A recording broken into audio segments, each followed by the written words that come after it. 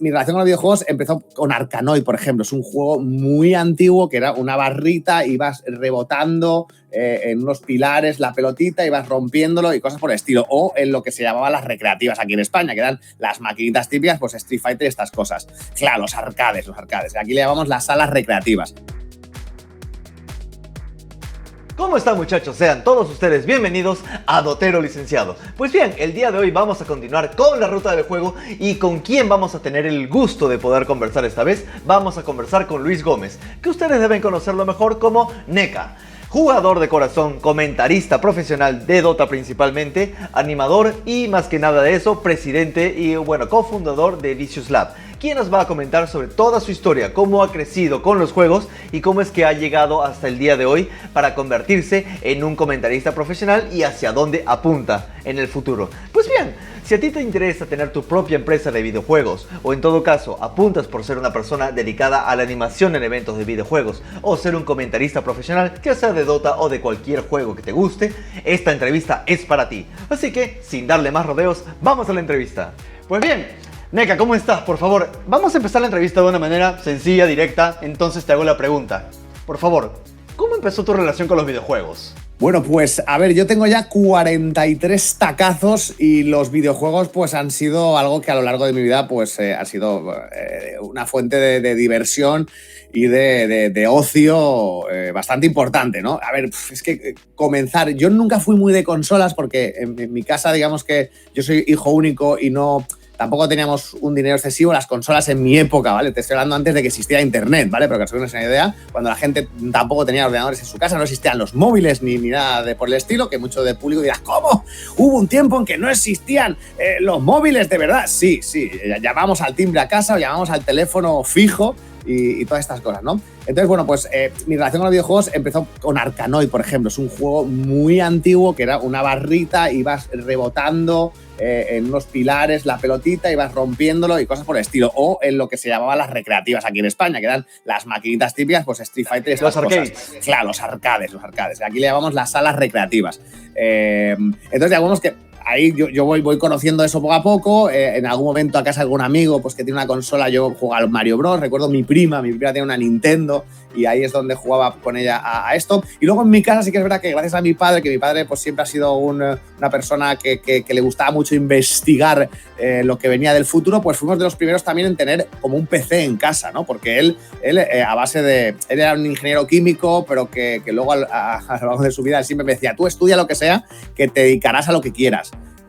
Acabó siendo una especie de informático autodidacta que acabó dando clases a mucha gente, entre ellos pues, de programas como de AutoCAD y demás. De hecho, él también era un poco por eso. Yo hago muchas bromas a veces sobre el tema de que somos los piratas y demás, cuando hacemos los casteos piratas y todo el rollo, porque él fue uno de los primeros, yo creo que por aquí, por mi zona, no sé si España o tal, que pirateaba programas y demás, que dices tú, eso sí es legal. Bueno, pero es que en aquella época tener al alcance, yo que sé, un Premiere, por ejemplo, cuando salía, o tener al alcance un AutoCAD, que eso eran programas digamos, muy profesionales, eran de unos precios exorbitados, ¿no? Entonces era como pues, los Robin Hoods, ¿no? Los piratas de antaño, no los de ahora, porque no ganaba nada. Pues se dedicaba un poco a eso, a intentar desbloquear esos bloqueos para hacer copias de estos programas y demás. Entonces, ¿por qué digo todo esto? Porque gracias a que él tenía toda esa afición, yo llegué a tener un contacto con los ordenadores bastante más prematuro que el resto de la gente de mi zona. No tuve consola, pero tuve ese acceso. Por eso también a mí me interesó desde muy temprano también el tema del audiovisual y todo esto, y solo voy a relacionar un poco el tema de los videojuegos con el audiovisual, porque luego veremos cómo acabo a lo que me dedico hoy en día. Y ahí es donde también empecé yo por mí mismo de manera autodidacta, gracias a que mi padre me consigue una tarjeta de vídeo, pero que aquellas que se conectaba ahí, PC Express de estas súper robustas y gigantescas, y me consiguió la primera versión de un Premiere, y con un tutorial así que me dejó él el libro imprimido, pues aprendí a llevar el tema de edición de vídeo, ¿no? Todo eso antes de yo pues acabar haciendo, pues estudiando lo que viene a ser la carrera de comunicación visual. Previa a eso, lo que se llama aquí un ciclo superior de imagen y sonido, donde yo llegué a esas cosas pues ya teniendo un conocimiento que mucha gente no tenía de antes, ¿no? Entonces, bueno, todo esto relacionado con el tema de los videojuegos, pues a mí me gustaba el Diablo 2, por ejemplo, me gustaba todo aquello que tenía que ver con fantasía medieval. Yo también he sido un lector aférrimo, ya ves por aquí tengo millones de libros, y entonces todo lo que fuera algo parecido a lo que yo leía, ¿no? Pues el Señor de los Anillos. Yo recuerdo en el instituto leer el Señor de los Anillos en los recreos. Luego también era muy de Reinos Olvidados y del tema de Drift Do'Urden y de la Antípoda Oscura y todo esto, ¿no? Entonces, los videojuegos como el Neverwinter Nights o el Diablo 2 eran juegos. El Baldur's Gate 2 también son aventuras de estas, digamos, como con una parte de rol, ¿no? Como las partidas de rol también de Dungeons and Dragons, que también le di un poquito en mi juventud. Pues todo eso me hacía disfrutar muchísimo. Igual que con el cine, ¿no? de los 80, de aquellas épocas, Princesa Prometida, Willow y todo este estilo, pues era algo que yo disfrutaba en demasía, ¿no? Y entonces los videojuegos pues también era una parte en la que viendo audiovisual o leyendo libros, tú siempre estás como una especie de observador. En los videojuegos tú eras el protagonista, por así decirlo, ¿no? Entonces eso era algo que a mí me gustaba mucho, me hacía disfrutar mucho y además en algún momento hasta me ayudó a sobrellevar, por ejemplo, estoy hablando de hace más de 20 años, de la muerte de mi padre, y Baldur's Gate, por ejemplo, fue una de las vías de escape con las que me enfrenté, porque además pues fue por un cáncer, ¿no? Entonces no había como hay un motivo no había un enemigo al que batir, no había un hechicero maligno que había invadido mi aldea para acabar con mis padres, ¿no? Pero esos juegos que normalmente tienen ese tipo de historia, de guión, pues me ayudó como a sobrellevarlo, ¿no? Todo esto. Entonces yo tengo como un apego muy cercano a ese tipo de ocio, que además con el tiempo, ¿no? Yo viví toda cuando tenías los modems, que soy y cargabas una foto que tardabas 3 años. Yo recuerdo cuando decías, no sé, algún amigo te pasaba una foto y decías, aquí se ve un pecho, y estabas ahí 15 minutos para ver la frente y dices, guau, lo que se viene. Otros 15 minutos los ojitos y dices, guau, ahí ya sé. Y no llegabas ni a ver el pecho, ¿no? Entonces, quiero decirte, con esa evolución, los videojuegos entonces entran para mí en lo que viene a ser el mundo online. Yo me acuerdo del Diablo 2, creo que es de los primeros juegos online donde yo conozco gente y donde empiezas a convertirlo en algo además social. O sea, ya no es como algo que te aparta, ¿no? Que haces tú solo en tu cuarto jugando a un videojuego, sino que se convierte en algo que puedes hacer con gente. Y ahí también es cuando empiezan, aquí en España, se llamaban los cibercafés o los cibers, ¿vale? Que eran lo que son las cabinas ahí en Perú, ¿vale? Y también hubo un tiempo en que pues ibas allí y efectivamente al final era un acto social, o sea, no, digamos que no tenía que ver, o sea, se ha ido transformando con el tiempo. Ahora ya, por ejemplo, la palabra friki ha cambiado completamente su simbología, o lo que aquí decíamos viciado, por eso creé el canal de Vicious Lab, porque era una palabra que se podía usar en algún momento como un insulto, eres un viciado a los videojuegos, y que yo la cogí como bandera, como sí, soy un viciado, porque efectivamente esto es algo molón, que ahora ya se ha visto, ¿no? Ahora ya está mucho más aceptado socialmente todo este tema, ¿no? Y entonces, pues por ahí fue, ¿no? El tema, digamos, la fantasía con el audiovisual, con los videojuegos, y al final convertirlo en algo social, que es donde conoces a gente de otras partes primero sobre todo de España también, otras partes del mundo, y que al final se ha convertido incluso en mi profesión, algo que era impensable en aquel momento que eso pudiera ocurrir. Pero sí, desde muy pequeñito o desde cierta edad, pues yo he tenido ese apego a todo lo que tiene que ver con la fantasía, ¿no? Soy un soñador empedernido. Pero hay dos cosas que quería rescatar de todo lo que me has contado, que está excelente. Pero la primera era sobre cómo tú, por ejemplo, usaste los videojuegos como una herramienta para hacer duelo.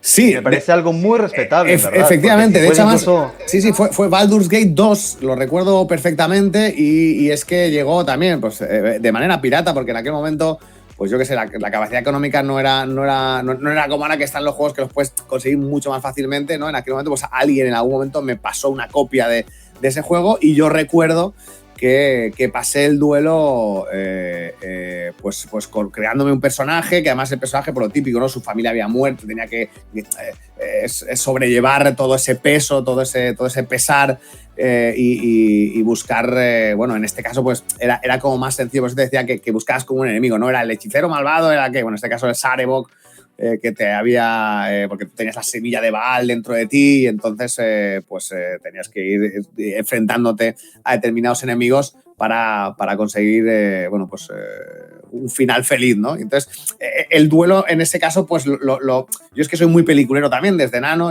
eso siempre ha dicho mi madre, ¿no? Yo soy de montar muchas historias. Pues a través de esas historias son con las que yo consigo sobrellevar un poquito esta parte, pues oye, una época bastante dolorosa. Y también, pues, como te he dicho, ¿no? Como fue mi padre el que me enseñó, ¿no? El mundo de los ordenadores y los PCs, pues yo qué sé, era también algo como que me sentía, pues eso, también cerca de él, porque él vamos, recuerdo muchas madrugadas levantarse y estar ahí él veía Matrix. O sea, yo no soy tan listo como él ni de coña, pero yo recuerdo verle ahí con el tema de esto de despiratear. Él estaba viendo ahí código y decía, a ver, aquí cambio esto, pongo aquello y consigo que esto se pueda duplicar para que la gente, ¿no?, pueda tener acceso a estos programas que en aquella época, porque estoy hablando antes del 2000, ¿vale? O sea, fíjate si hace tiempo, pues no estaba accesible a todo el mundo, ¿no? Y entonces los piratas de aquella época eran un poco Robin Hoods, o sea, porque mi padre no se sacaba dinero, pero lo que hacía es que otra gente pudiera tener acceso a esos programas que en aquel momento valían muchísimo dinero. Ahora ya se ha normalizado mucho más y entonces ahora todo pues tiene los precios bastante más bajos porque digamos que así es más accesible para todo el mundo, pero en aquellos momentos yo lo recuerdo eso, que era como, él era un mago para mí, porque hacía cosas que yo no entendía. Y entonces dentro de esos ordenadores y dentro del Baldur's Gate, pues yo encontré una manera de enfrentarme justamente a una realidad muy dolorosa. Hay gente que igual eso lo puede decir, no, es que tú te evadiste y no afrontaste la realidad. Bueno, pues yo era muy consciente de la muerte de mi padre y demás, pero era verdad que, bueno, pues prefería, soy hijo único también, yo normalmente soy más de arreglar las cosas por dentro conmigo mismo, ¿sabes? Yo me hablo mucho a mí mismo y en aquel momento pues eso me ayudó a ir entendiendo, a ir aceptando que la vida es así, ¿no? Que la vida es una especie de batalla y que vas dejando cosas por el camino, pero que bueno, que hay muchas aventuras por vivir. Un poco así sería la reflexión final. Es que creo que tiene que ver un poco más en el hecho de que en tu caso particular, en tu caso, que también se puede ver en caso particular como jugador, es el hecho de que tú encontraste en los videojuegos la oportunidad de extender, de hacer una extensión de tu situación y a través de tu personaje, con el cual tú ya te identificabas, era, si puedo seguir adelante con este personaje, significa que es una forma para mí de también seguir adelante, de empezar a procesar, de empezar a enfrentar, porque tú decías que ese personaje vivió las mismas circunstancias. Sí, o sea, a ver, no es que viviera exactamente las mismas circunstancias, pero normalmente en estos juegos siempre suelen empezar con un punto dramático, pues de Luke Skywalker, ¿no? Pues mis padres murieron y me dejan aquí, y me aparece un maestro que me lleva, o sea, digamos, la era una buena historia representación. base del héroe, ¿no? La carrera del héroe, el camino del héroe es algo que desde los clásicos de Homero y demás griegos, pues se ha llevado, y seguramente las leyendas más antiguas aún de las que vivieron los griegos, pues es algo que se ha hecho, ¿no? Siempre tienes esa parte, ¿no?, en la que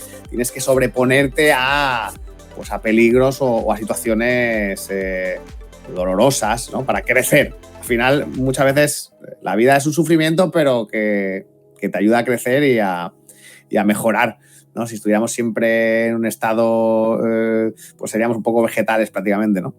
Así que bueno, yo creo que sí, de los videojuegos aprendí muchas cosas. O sea, no sé si esto luego lo trataremos, pero aparte de justamente una parte de ocio, una parte de para ayudarte a sobrellevar determinados problemas que igual de otra manera pues lo habrías encontrado, yo luego de verdad que es que le encuentro una ramificación social muy importante. O sea, sobre todo porque al final, con el tema sobre todo de Internet,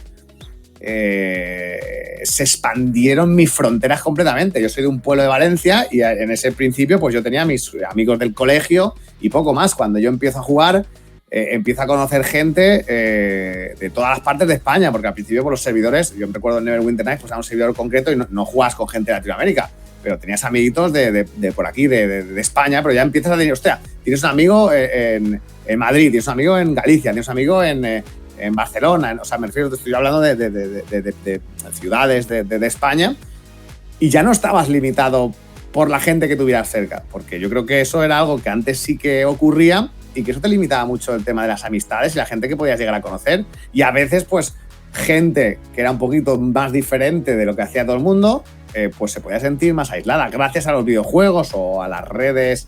O sea, más, o sea, a internet y demás, pues son herramientas. Pues es una herramienta muy buena para conectar personas. O sea, yo no veo el ordenador como una manera de aislarme, sino lo contrario. A mí me conecta mucho, porque además casi todo lo que yo hago, yo lo hago con gente. O sea, yo juego a todos los juegos que juego, pues eso, los MMOs, por ejemplo, que es también una de las cosas que más me han gustado, ¿no? Pues también jugar World of Warcraft, Age of Conan, demás, son eso, Massive Multiplayer Online. O sea, es que se necesita gente para jugar. No, yo no juego nunca a un juego de un solo jugador porque esos juegos, es lo que te comentaba, yo soy muy lector y yo soy muy, bueno, de series, me gustan todos los géneros audiovisuales en general, soy muy consumidor de todo ello y entonces un videojuego a mí jugar solo, prefiero leerme un libro o verme una película a jugar a un videojuego yo solo, que lo respeto mucho y que hay gente que justamente es como que vive la película ellos mismos, ¿vale? Yo los videojuegos los tengo como algo que tengo que jugar con gente. Es como cuando me iba abajo a jugar a fútbol, no jugaba solo a tirar balones a la portería, ¿no? Para mí los juegos son para jugar con gente. Eso también. Y luego para hacer en soledad, pues me leo un libro, me veo una serie, me veo una película, que tengo que estar calladito y mirando, ¿no? Pero bueno, que es como para añadir, ¿no? Que los videojuegos... Obvio, pero algo que, por ejemplo, para complementar lo que tú decías, es que tiene... Claro, una particularidad de los juegos es que para que los juegos cuenten su historia tiene que haber agencia del jugador. Entonces, según lo que tú me estás diciendo, tú prefieres, y es totalmente respetable, que ya haya un producto creado y tú solo tienes que expectar. Por ejemplo, el cine o la televisión o el libro, que no importa qué es lo que tú decidas o hagas, la historia ya está creada y se va a dar de principio a fin de una manera ya determinada. Claro, a mí me gustan, en ese género sí, efectivamente, hay una historia creada y alguien me está contando una historia y él ha decidido, digamos, por dónde van los tiros y yo digo, me maravillo o no me gusta o lo que sea. Pero los juegos sí que los considero como algo si no, es que me suelen aburrir. Salvo, por ejemplo, el Baldur's Gate. El Baldur's Gate sí que es un juego que no juego solo, por desgracia, porque tampoco tengo muchos amigos que lo quieran jugar, pero en general todos los juegos a los que juego, ya sean MMO, siempre es con gente, porque me gusta mucho el player versus player o el Dota 2, por ejemplo, que tengo que hacer equipo con gente, ya sean amigos míos o gente de otros lados del mundo, en este caso, jugando en Europa, ya el Dota 2 mucho con rusos, ¿no? Entonces, sí, pero eso ya es una como preferencia mía, básicamente, ¿no? No estoy despreciando. Obvio, y todo el mundo tiene derecho a esas preferencias, pero hay algo que quería rescatar, que es así como, por ejemplo, los juegos ayudan a forjar nuevas relaciones, también es importante reconocer cómo los juegos ayudan a solventar, solidificar otras relaciones, o en todo caso salvar. Y podría irme con el ejemplo de la pandemia, que como mucha gente a través de los videojuegos, pero creo que ya toco mucho ese tema, pero quería dar un ejemplo particular, que era, como te comentaba, cuando yo estaba haciendo mi maestría, había una diferencia como que de 7 horas entre donde yo estaba y Perú. Entonces, era gracioso porque a través del Dota era como yo me mantenía en contacto con mis amigos del colegio. Era como, por ejemplo, a veces yo me despertaba un domingo, ya no podía dormir, eran 7 de la mañana, pero sabía que en Perú era medianoche. Y decía, a lo mejor mis amigos siguen jugando un rato más. Me conectaba al Discord y era como, oye, siguen jugando, acabamos de terminar. Exactamente. Y entraba. Sí. Así es. Y ya luego, a la par desayunaba y todo, pero era una forma de yo poder decirle a mis amigos, oye, quiero todavía saber cómo está, quiero conversar con ustedes. Y lo hacíamos a través de jugar Dota. No, totalmente. Y además ya te digo que es que son amigos. Muchos de mis amigos actuales son amigos que he conocido en videojuegos, que he conocido en esos mundos virtuales y que luego se han hecho amigos pues de ir a su casa, conocer a sus hijos, porque claro, ya tengo yo una edad, entonces muchos de los que yo voy conociendo pues ya han tenido sus hijos, están casados y tenemos relaciones muy estrechas y pues bueno, ayudas de todo tipo, ¿no? Porque al final también conoces gente que tiene muchas profesiones diferentes, ¿no? No solo la gente relacionada, sino pues yo qué sé, pues conoces informáticos, conoces arquitectos, conoces de todo tipo de gente que tiene como su hobby pues los videojuegos, pero luego que su vida puede desarrollar cualquier tipo de profesión, ¿no? Y entonces pues vas conociendo pilotos de avión, o sea, es algo muy normal y que luego pues oye, tienes a lo largo de por toda España gente con la que puedes contar, que yo los considero mis amigos, absoluta y completamente. No es gente que de hecho estoy mucho rato con ellos, aunque sea online, porque por desgracia aún no existe el teletransporte. En el momento que podamos teletransportarnos a los sitios, pues oye, pues será mucho más sencillo poder estar físicamente con ellos, ¿no? Pero hasta ese momento yo creo que no se ha leído Ready Player One, bueno, que hicieron la película, pues yo creo que hacia algo, a ver, igual Ready Player One justamente tiene una parte un poco ahí de apocalíptico, ¿no? Pero que sin lugar a dudas yo creo que que va a ayudar y mucho. Vemos un poquito más allá de lo apocalíptico. Sí, claro, exactamente. O sea, claro, si tú ves como que han destrozado el mundo completamente y ya lo único que queda, porque está tan masificado y la superpoblación es tan extrema que en el mundo ya no puedes estar porque el sol te quema y entonces tienes que vivir en tu mundo virtual, pues claro, esa parte es un poco más oscura, ¿no? No es tan... pero claro, bueno, si vemos un poquito más... Pero yo creo que... Claro, pero creo que la parte buena y, bueno, los libros al final van a los extremos, yo creo que sí que la hay y mucho. Por supuesto, todo lo bueno también tiene sus lados oscuros, pero como el deporte, o sea, tú puedes puedes lesionarte jugando a fútbol, la vigorexia también es un problema, puedes estar tan obsesionado con la dieta y demás que efectivamente acabes estando enfermo, con lo cual todo lo bueno, pues en exceso, al final es como puedas medir, ¿no? El uso de esas cosas. La típica ejemplo tonto, ¿no? Pero una herramienta como un cuchillo es muy útil, pero se puede usar para matar. Pues sí, todo tiene en su justa medida, ¿no? Como hablábamos antes de los bollitos, ¿no? Que tú veías allí en Alemania o que yo vi en París, pues efectivamente están muy ricos, pero si tú solo comes bollitos, pues igual acabas con un problema de salud importante, ¿sabes? Así que...